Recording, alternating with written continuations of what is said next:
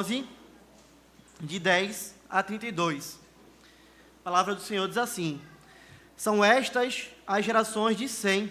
Ora, ele era de idade de 100 anos, quando gerou Arfaxade, 2 anos depois do dilúvio.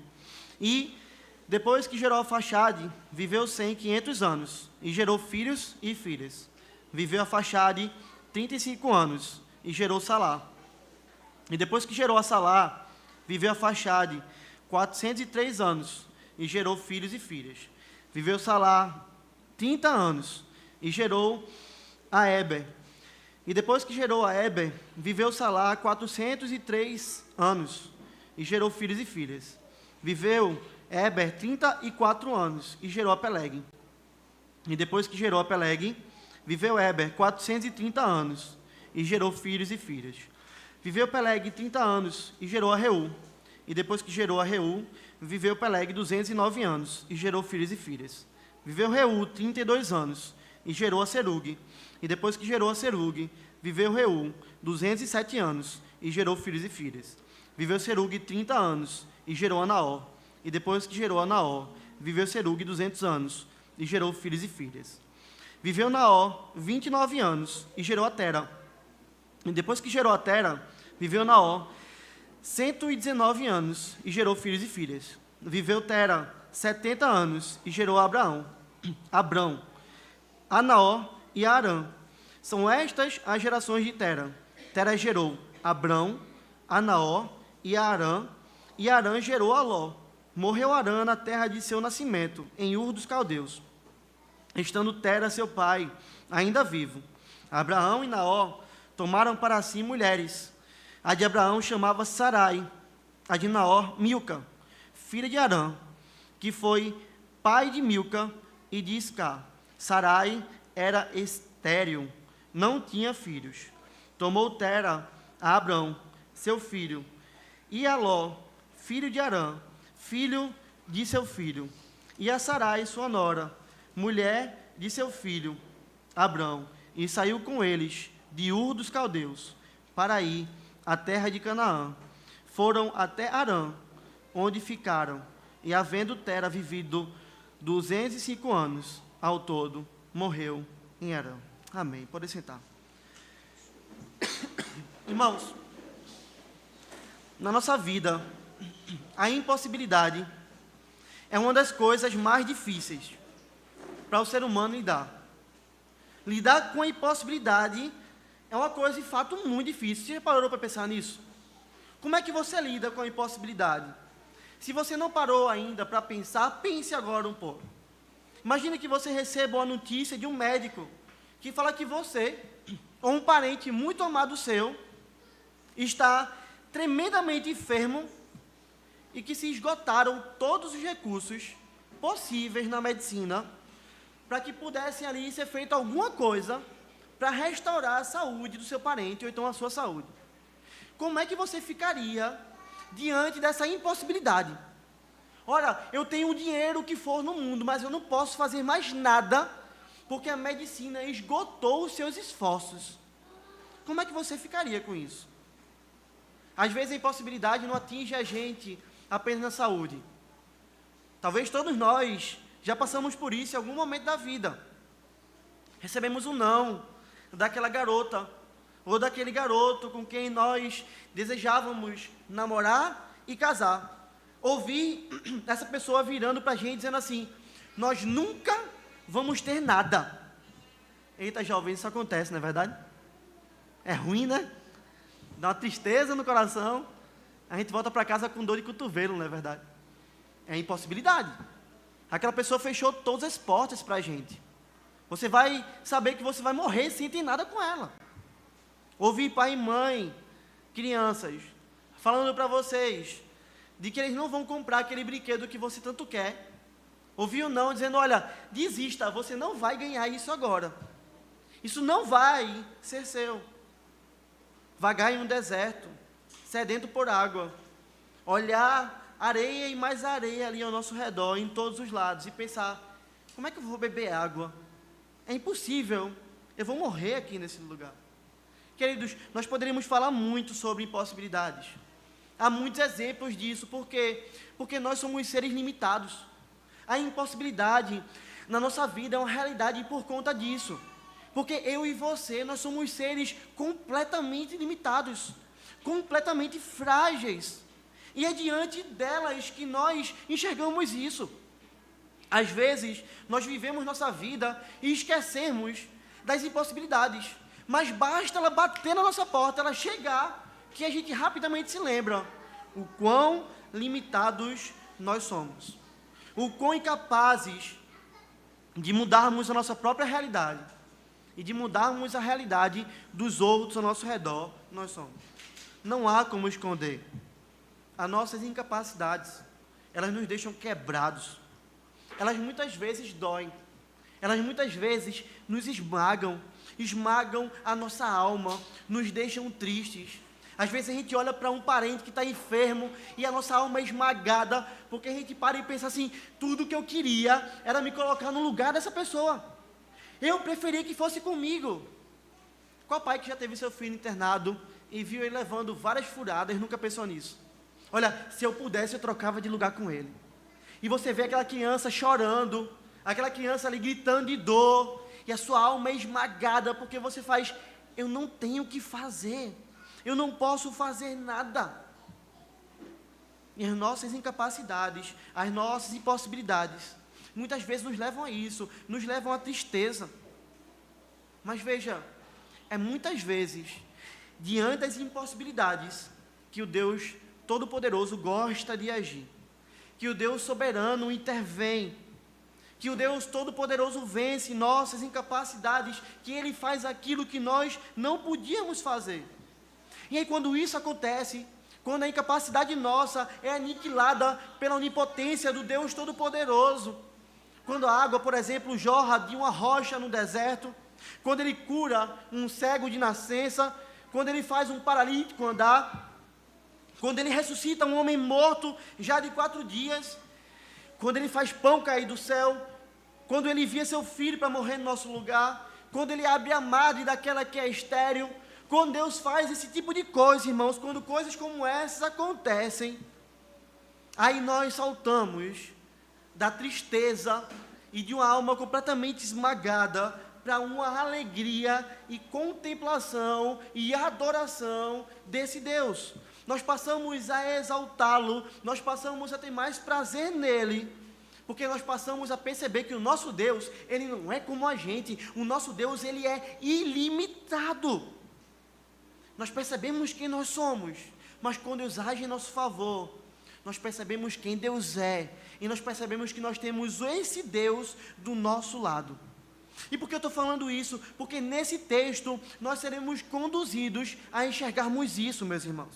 Nesse precioso texto, nessa preciosa genealogia, eu espero que você saia daqui hoje e entender de maneira muito clara que Deus é um Deus que vence todas as impossibilidades.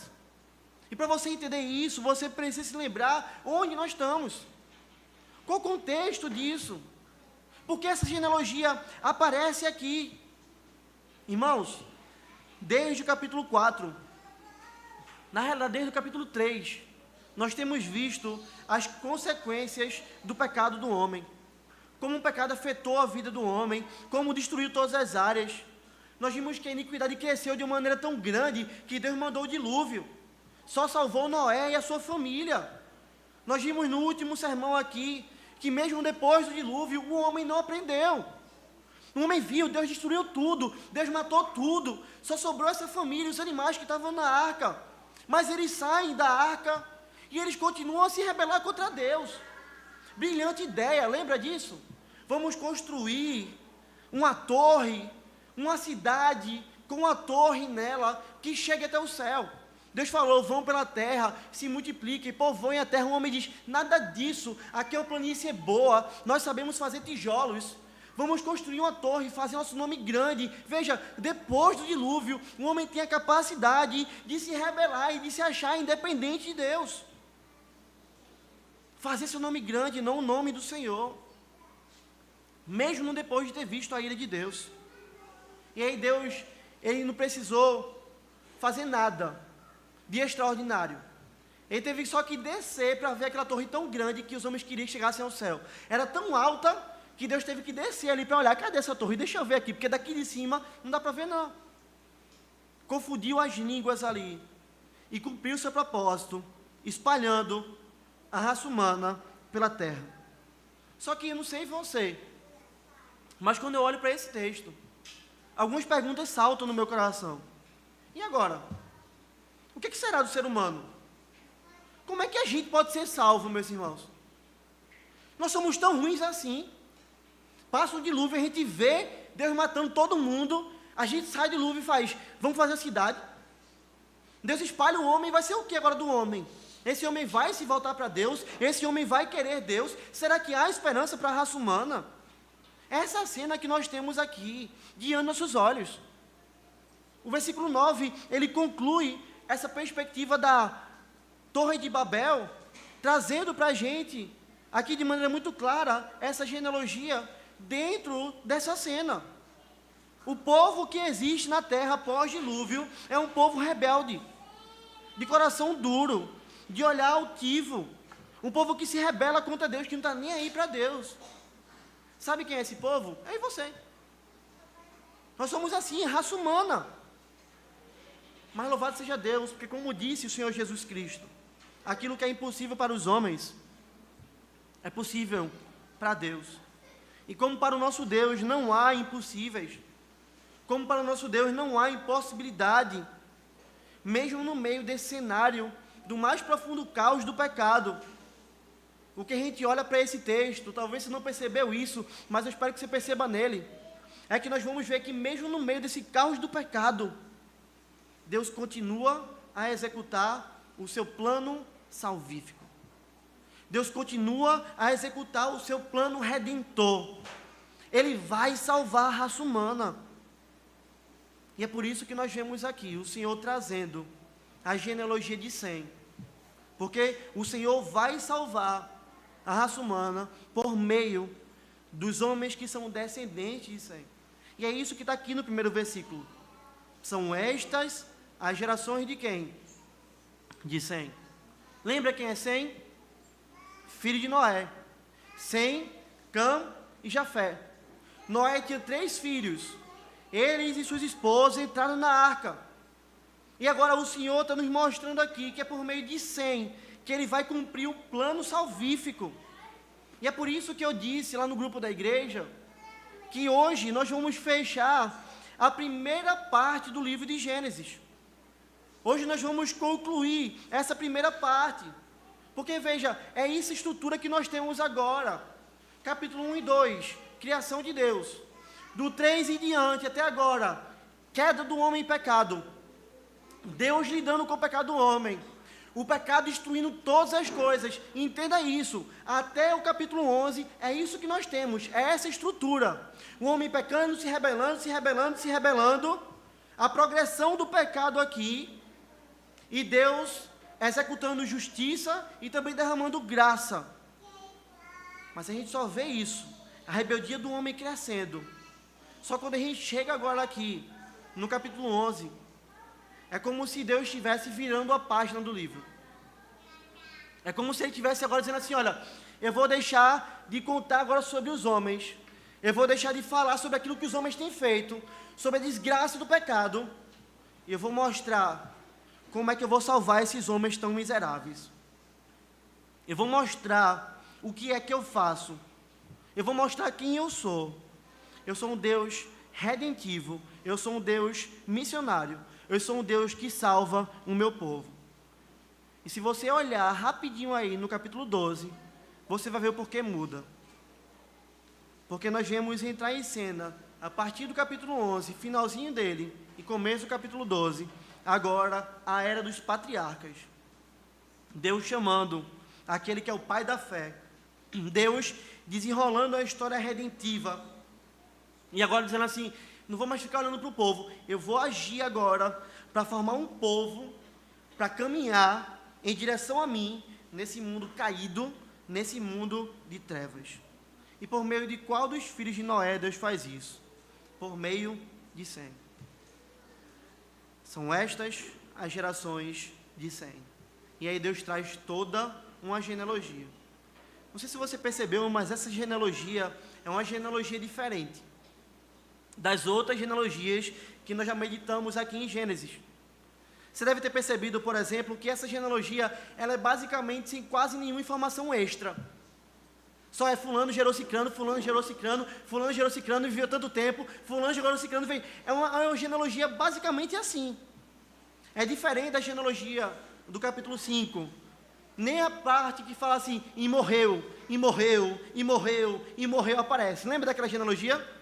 Fulano gerou cicrano, viveu tanto tempo e morreu. Fulano gerou cicrano, viveu tanto tempo e morreu. E morreu, veja. Nem isso aparece aqui. Moisés parece estar muito mais apressado, digamos assim. Moisés parece estar resumindo muito mais, ele tem um foco muito maior, e porque tantas informações como nas outras genealogias não aparecem aqui, porque Moisés tem um propósito.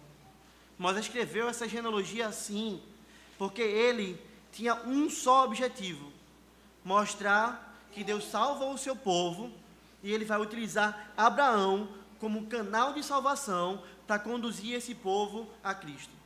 Por que por meio da descendência de Sem? Por que por não poder um dos outros dois filhos? Porque Deus quis assim. É isso que nós temos aqui.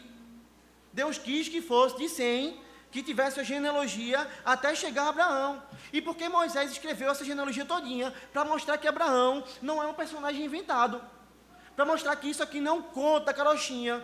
Para deixar registrado para o povo de Deus, olha, se você voltar para olhar as famílias, você vai saber de onde Abraão veio.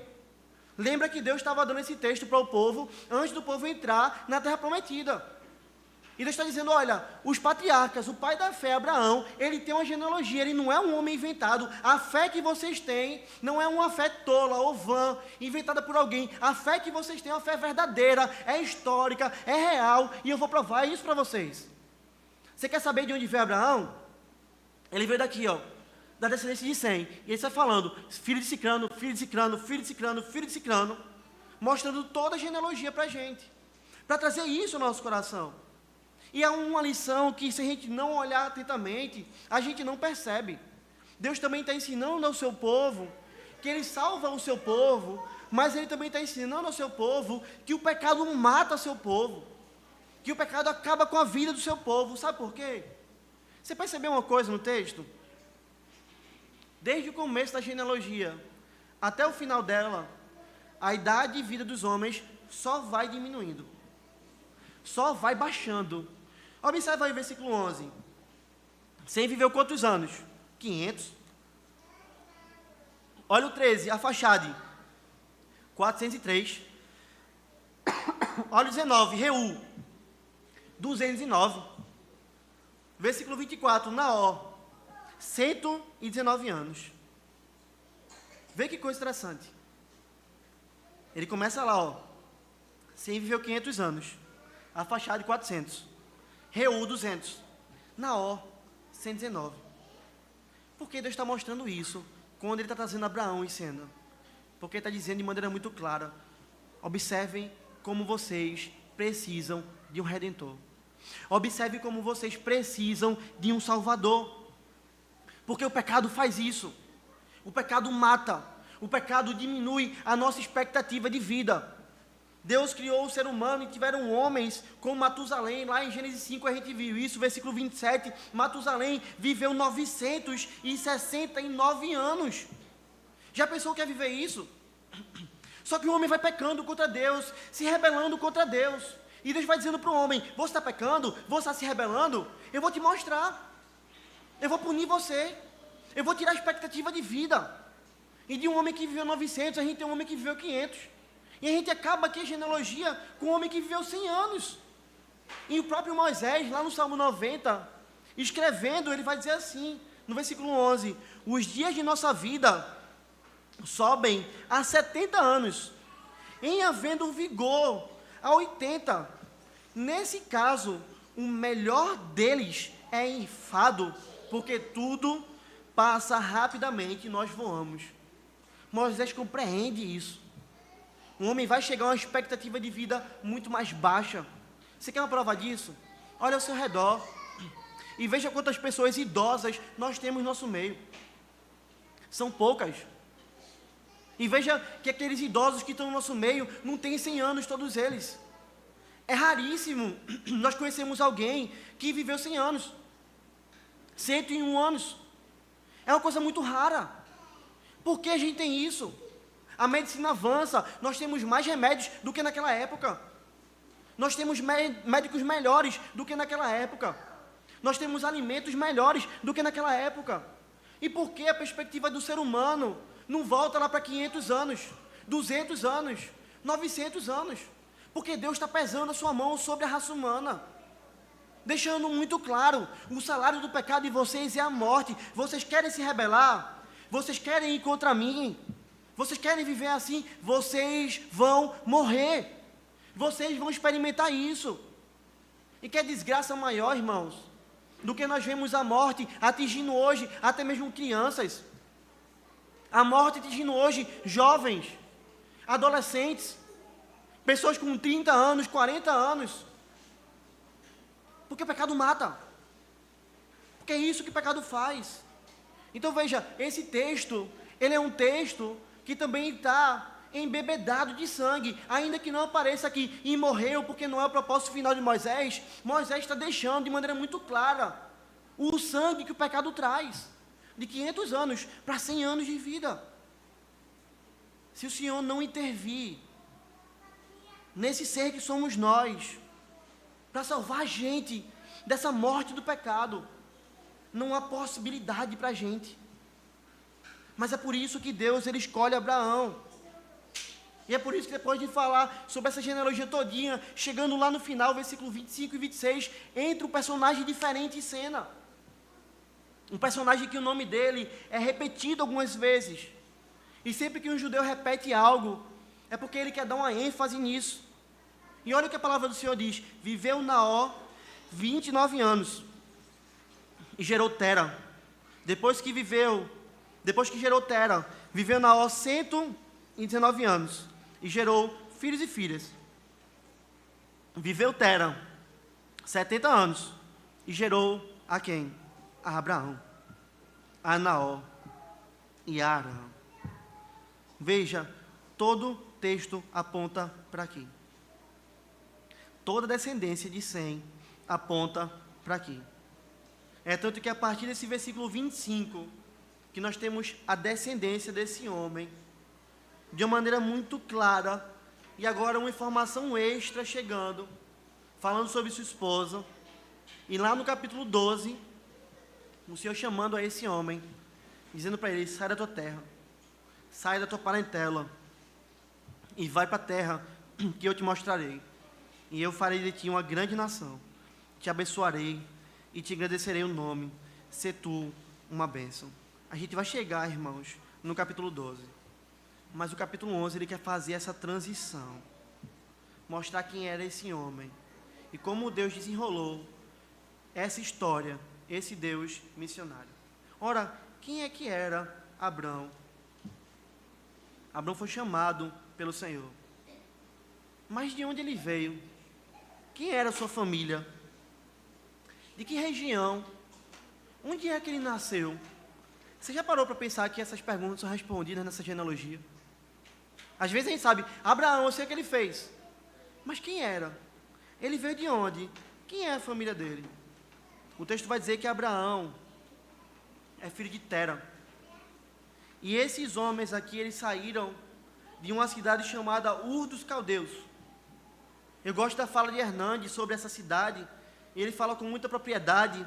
Ele vai dizer que Ur dos Caldeus ficava no sul da Mesopotâmia, perto da foz do rio Eufrates. E essa cidade era um grande centro cultural, religioso e comercial.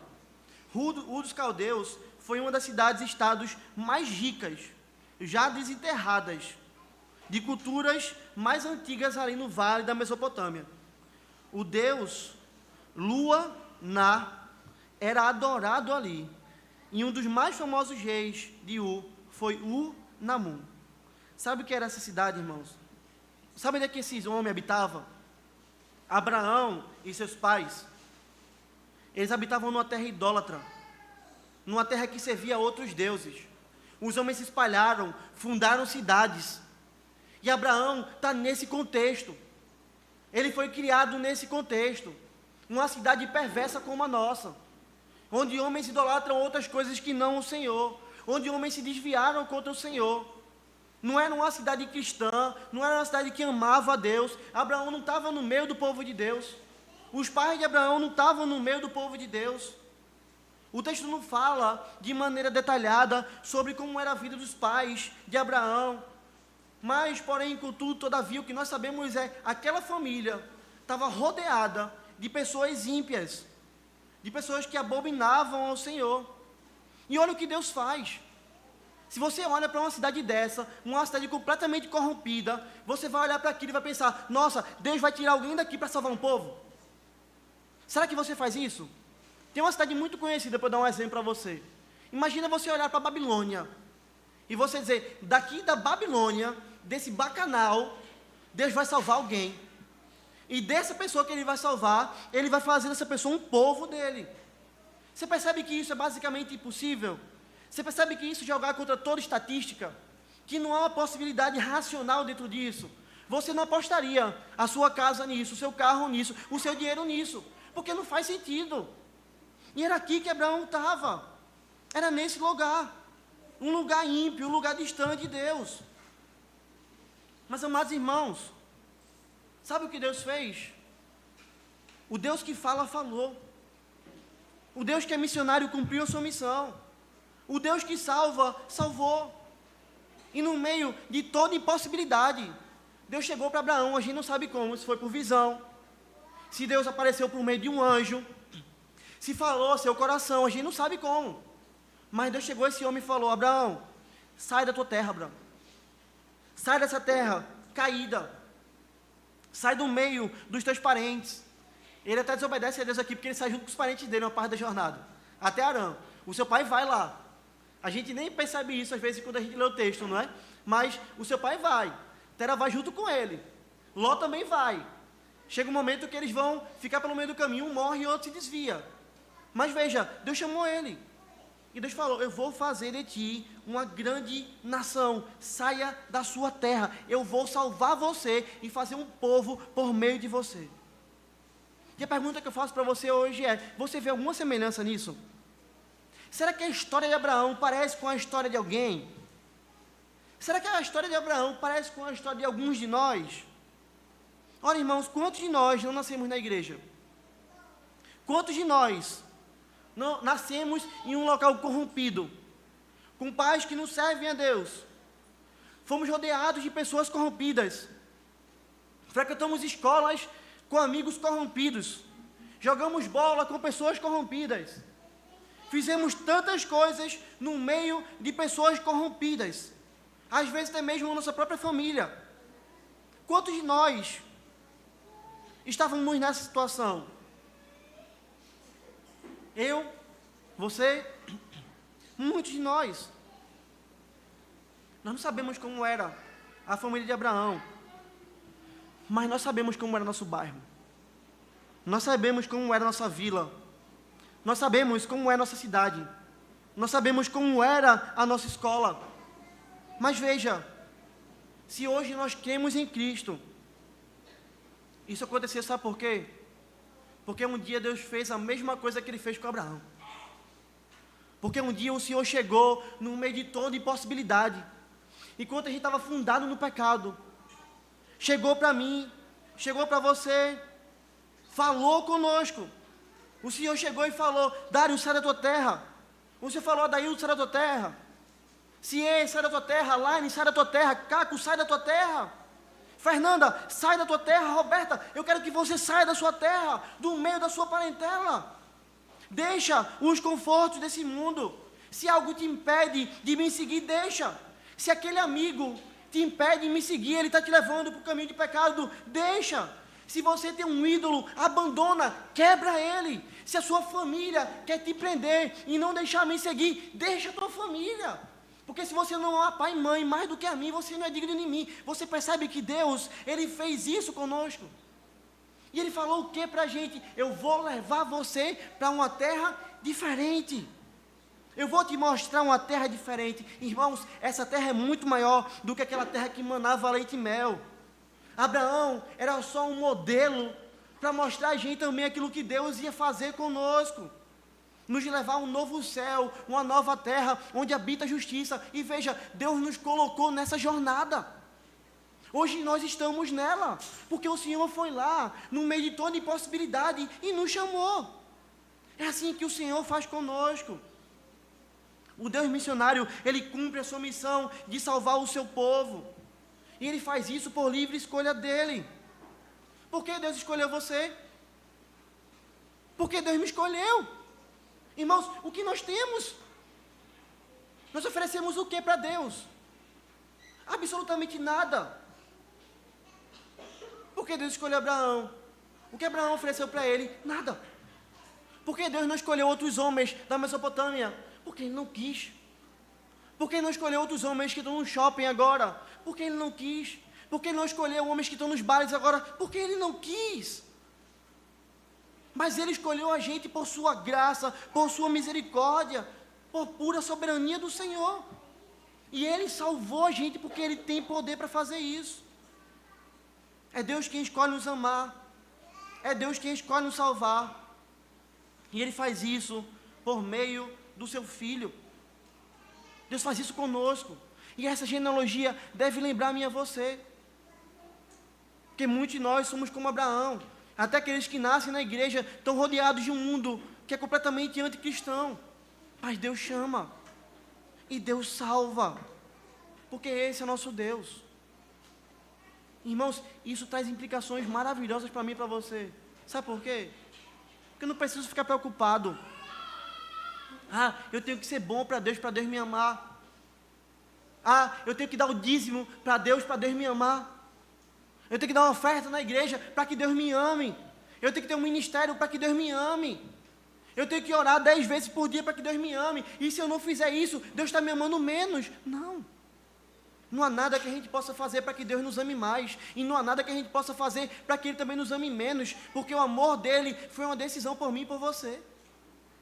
E Ele nos salvou por sua pura graça. Nós servimos a Ele com o que nós temos porque nós o amamos, não para que Ele nos ame mais. E há muitos crentes que ficam nessa angústia, pecam e estão desesperados. Erram contra o Senhor e estão desesperados. E estão angustiados e deixam de vir para a igreja. E você vai conversar com esses irmãos e eles estão dizendo, eu estou angustiado com os meus pecados. Querido, se você foi salvo em Cristo, os pecados estão perdoados, porque Deus tirou a gente daquela terra. Ele nos tirou da terra do império das trevas e Ele nos plantou aqui. Vejam onde nós estamos hoje, no reino do Filho do seu amor. Caminhando. Porque nossa terra final não é aqui. Há um novo céu, uma nova terra onde habita a justiça. E por meio de quem Deus fez isso? Por meio de um filho. E é por isso que a Bíblia é recheada de genealogias. Eu não sei se você já pensou nisso, mas a Escritura é recheada de genealogias. Sabe por quê? Porque Deus nos salva por meio de um filho. Você lembra da promessa? Por inimizade entre ti e a mulher, entre a tua descendência e o seu descendente. Este menino, este te ferirá a cabeça, e tu lhe ferirás o calcanhar. O Deus missionário salva o seu povo. E Ele faz isso por meio do nascimento de um bebê. Crianças, estão vendo como vocês são importantes? Vocês estão no culto hoje porque vocês são importantes. Porque um dia Deus se fez bebê. Um dia Deus teve a sua idade. O filho dele teve a sua idade. Cresceu. Assim como você está crescendo. Foi pequenino assim como você é. E morreu numa cruz para perdoar pecadores, como todos nós somos. O povo de Deus, inclusive Abraão, todo o povo de Deus seria salvo por um bebê que precisava nascer dessa descendência. E é isso que Deus promete a Abraão. Sai da tua terra, da tua parentela, vai para a terra que eu vou te mostrar e eu vou fazer de você uma grande nação. Só que lembra do final da promessa? E em ti, Abraão, serão abençoadas todas as famílias da terra. Porque de Abraão saiu o Senhor e Salvador Jesus Cristo. De Abraão é que vem a semente santa. E essa semente santa, esse Filho Santo, ele é uma mostra clara de que Deus opera o impossível para salvar o seu povo. E esse texto mostra isso no finalzinho dele. Você leu com detalhe o finalzinho para onde todo o texto aponta. Vou dar uma dica para você. Está no versículo 30. O texto está apontando para isso. Ele aponta para Abraão, para a descendência de Abraão, e vai mostrar para mim e para você. Sarai, esposa de Abraão, era estéril.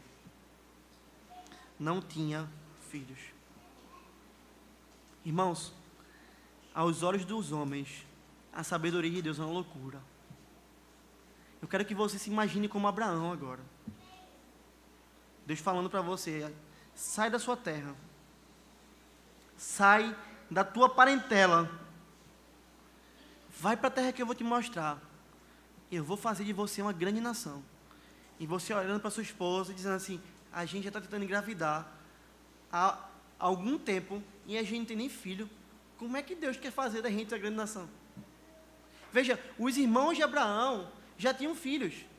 Arã, por exemplo, tinha filho. Ló era filho de Arã. Abraão podia olhar para o seu irmão e dizer, o meu irmão já tem filho, mas eu não tenho. E veja, Deus está mostrando essa realidade.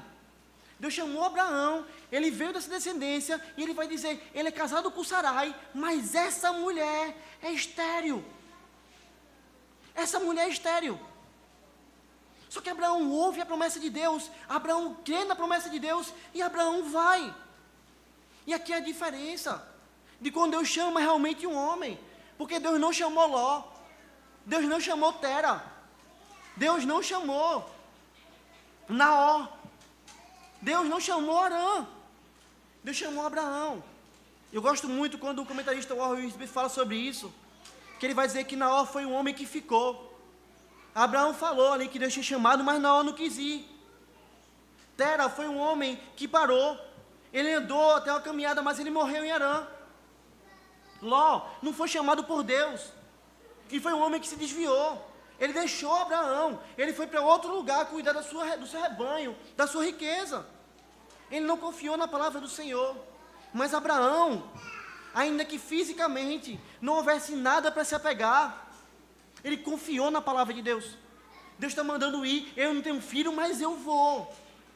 Eu sou casado, não tenho filho, mas eu vou. Porque Deus está mandando.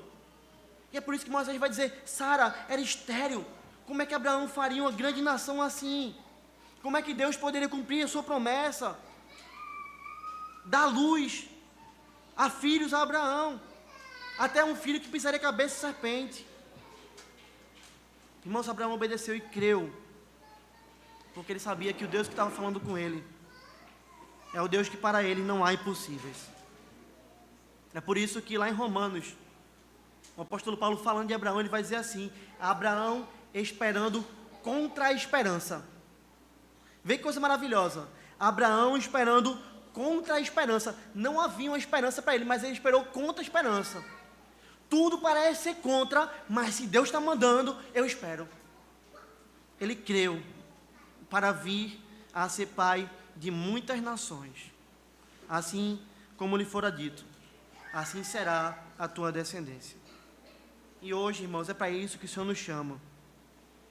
Para que a gente entenda que Deus é o Deus do impossível. Ele chamou Abraão e Sara para fazer uma grande nação. E se você for olhar a história, a gente vai chegar lá. Deus espera a Sara ficar velha. Deus espera o ciclo menstrual de Sara parar. Deus espera ela chegar na velhice. Para Ele poder fazer com que ela engravide. Porque Deus quer mostrar para mim e para você, quando Ele está virando a história da redenção aqui, deixando olhar para os homens e olhando agora para o plano redentivo dEle, Ele quer mostrar para mim e para você, que quando Ele quer salvar, Ele salva. E não há impossibilidades.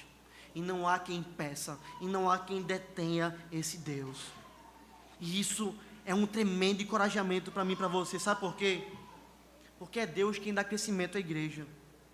É Deus que cumpre a sua promessa em salvar os seus eleitos. É Deus que faz o que Ele bem quer. É Deus que quebra um homem como Paulo. É Deus que tira homens da bebida. É Deus que tira homens do crack. É Deus que faz o impossível acontecer. Porque Deus gosta disso. Deus faz isso várias vezes na Escritura. Lembra Gideão? Vou guerrear. Gideão, tem homem demais contigo, Gideão. Pode tirar. Tirei uma parte, agora eu vou. Você vai, não, tem homem demais. Pode tirar mais. E vai tirando até ficar 300 homens só. Para mostrar, olha, quando você for lá e ganhar a guerra, o povo vai saber que sou eu. E Deus faz isso com Cristo. Como é que Cristo veio? Se você ler Lucas 1, você vai ver que Cristo veio de uma virgem. Alegra-te, favorecida, o Senhor é contigo. Olha, o anjo vai dizer para Maria: você achou graça diante de Deus, você vai conceber e dar luz a um filho, e você vai chamar o nome dele Jesus. Mas no começo vai dizer que ela era uma virgem desposada de certo homem da casa de Davi, cujo nome era José. Para Jesus nascer, Deus está mostrando, ele vai vir por meio de uma virgem. Eu vou fazer o impossível, porque eu sou Deus. Como eu amo o Senhor, irmãos. Como eu amo o Deus que age para salvar o seu povo, por meio de coisas impossíveis. Sabe por quê? Porque, como nós vimos no começo, o impossível nos quebra. O impossível nos coloca no nosso lugar, nos lembra quem nós somos. E quando Deus realiza o impossível, só resta uma coisa para a gente glorifica Ele, a gente exalta Ele. O impossível impacta as nossas vidas. E nós precisamos sair daqui entendendo isso hoje. Você precisa parar e pensar sobre isso. Porque se você está aqui hoje, e eu não conheço sua história, eu não sei quem você é, se você está nos visitando, não sei como está a sua vida, mas se você está aqui hoje e você diz assim: eu não posso ser salvo, não há possibilidade disso para mim. Abandonar o vício da bebida, abandonar outras mulheres, abandonar aquilo que eu tanto amo, tirar essa idolatria. Eu sou de outra religião, eu não posso abrir mão disso, eu nasci nessa religião e eu nunca mais vou sair, é impossível. Se você está em qualquer situação hoje, onde você diz para você mesmo: é impossível que eu seja salvo, o Senhor trouxe você aqui para falar para você, que está aqui ou que está assistindo online, que Ele pode fazer o impossível na sua vida. Que Ele mandou o Filho dEle para morrer na cruz, no lugar de pessoas pecadoras como eu e como você. E que se você se arrepender do seu pecado hoje, Ele vai transformar a sua vida. Ele vai te dar nova vida. Ele vai te levar a viver uma vida para a glória dEle. Você hoje pode se arrepender dos seus pecados e crer nesse Cristo. Porque Ele é aquele que executa o impossível. Ele é aquele que faz isso. Mas esse Deus é aquele também que estende a sua mão para mim e para você, que já conhecemos ao Senhor.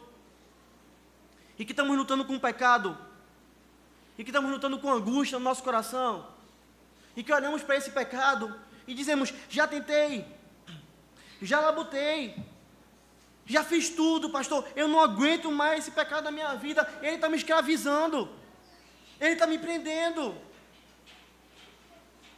O Senhor te chama hoje aqui para dizer para você que talvez esse seja o problema.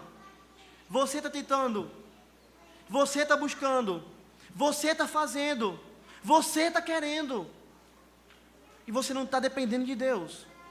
O Senhor chama hoje você para entender que você pode sim ser livre desse pecado, porque Ele é aquele que diz que se o Filho nos libertar, verdadeiramente nós seremos livres.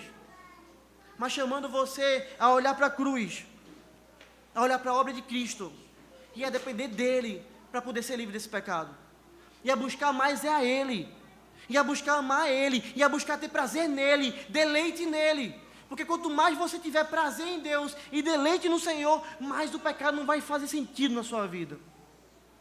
E o Senhor traz você hoje aqui para dizer: olha, aquilo que você pensa que é impossível, viver sem fazer isso, o Deus do impossível pode fazer. Jovem, você pode ficar sem assistir pornografia, acredite nisso. Você pode ficar sem cair no pecado da masturbação, acredite nisso. Você pode abrir mão da bebida, acredite nisso. Se você é escravo das drogas, você pode ficar livre, acredite nisso, porque esse Deus é o Deus que faz o impossível. Para isso, arrependa-se do seu pecado. Clame ao Filho de Deus. Use os meios de graça. Procure deleite no Senhor. Prazer no Senhor. Porque o nosso Deus é o Deus que pode nos livrar. Ele faz o impossível. Uma vida sem pecado aqui nessa terra nunca vai existir. Mas uma vida sem ser escravo do pecado é a vida que Cristo nos promete. E nele nós podemos ter isso. Mas talvez nós como igreja estejamos olhando para a obra missionária. E nós estamos no mês de missões. E como nós vimos hoje pela manhã, um cenário difícil como o Amazonas e tem tantos outros. E pensando, é impossível que o evangelho dentro desses lugares. Talvez é seu bairro. Talvez é sua casa. Pastor, lá em casa, todo mundo é devoto de Padinho e Padeciço. E ali o evangelho não entra. É impossível. E o Senhor chama hoje a mim e a você. E Ele nos lembra nessa genealogia que quem é o Senhor da missão é Ele. Que quem é o Senhor que salva o seu povo é Ele. E que não importa onde o homem esteja, que ciclo de amizades ele tenha, que família ele tenha, se Ele quiser salvar, Ele salva. E isso deve encorajar a mim e a você a pregarmos o Evangelho com o entendimento que Paulo tinha, de que o Evangelho é poder de Deus para a salvação de todo o que crê. E como eu vi isso, irmãos, de maneira muito clara na minha frente lá no Amazonas. Como essa viagem foi pedagógica para ensinar tantas coisas. E quando Deus quer fazer, Ele faz. Quero encerrar o sermão de hoje sobre esse Deus do impossível que salva seu povo. Falando para você um exemplo disso. Que foi o irmão querido que eu conheci lá, o Jonase, do Instituto Tocar. Homem piedoso, homem crente, pastor, plantador de igreja. Olhou para um outro rio e disse: Senhor, está me chamando para ir para lá. O Senhor quer que eu vá lá pregar. A missão queria entrar naquele rio. Começar a plantar igrejas ali. Só que esse homem tem uma história muito difícil na sua vida. Esse homem, a sua mãe teve um caso com um homem, abandonou, esse homem abandonou sua mãe. Ela saiu, deixou o Jonase com o seu pai, no caso o avô do Jonase, e foi-se embora também. Ele cresceu revoltado. 16 anos de idade, Deus salvou o coração dele. Deus transformou o Jonase e fez ele um missionário, incomodado pelo Senhor para ir para esse outro rio. A missão não tinha terreno para construir uma casa, não tinha lugar para ficar uma base ali para ele poder morar, e a missão poder usar como base para se expandir. Ele começou a visitar aquela região, a evangelizar aquelas pessoas, e quando ele desce no barco, uma mulher vira para ele e vai dizer: você é meu irmão? Como assim você é meu irmão? É, você é meu irmão. Contou toda a história dele, contou o nome do pai, contou o nome da mãe, contou toda a história dele. Eu achei você, porque eu pesquisei sobre você, e eu vi sobre você na internet. Alguns ribeirinhos vão para a cidade, usam a internet lá, alguns têm Starlink também, algumas regiões que podem usar. E ela viu o Jonase lá. Apresentou ele ao pai. O pai não é crente. O pai estava com o coração diferente, feliz por ter encontrado seu filho. Abraçou o Jonase, acolheu o Jonase e falou: olha, esse terreno aqui é o terreno onde você vai construir sua casa. E agora, na última sexta-feira, a casa acabou de ser construída. E a casa é a base de onde a missão vai sair dali para poder evangelizar todo aquele rio. Irmãos, isso é impossível. Isso é impossível. Um reencontro desse é impossível. Um pai fazer algo desse é impossível. Mas o nosso Deus, o Deus da missão, é o Deus dos impossíveis. E nós precisamos descansar o coração dele. E ser forte nele. Você precisa olhar para prazeres. E saber que Deus pode salvar. Olhar para o seu trabalho e saber que Deus pode salvar. Olhar para dentro da sua casa e saber que Deus pode salvar. Porque o nosso Deus, Ele é chamado de Deus de Abraão, Deus de Isaac e Deus de Jacó. Esse é o Senhor nosso Deus. Amém? Que o Senhor nos abençoe e aplique sua palavra no nosso coração. Vamos orar. Obrigado, Senhor, porque nesse cenário de queda do mundo, de impossibilidades, de morte e destruição. O Senhor é o Deus que sabe.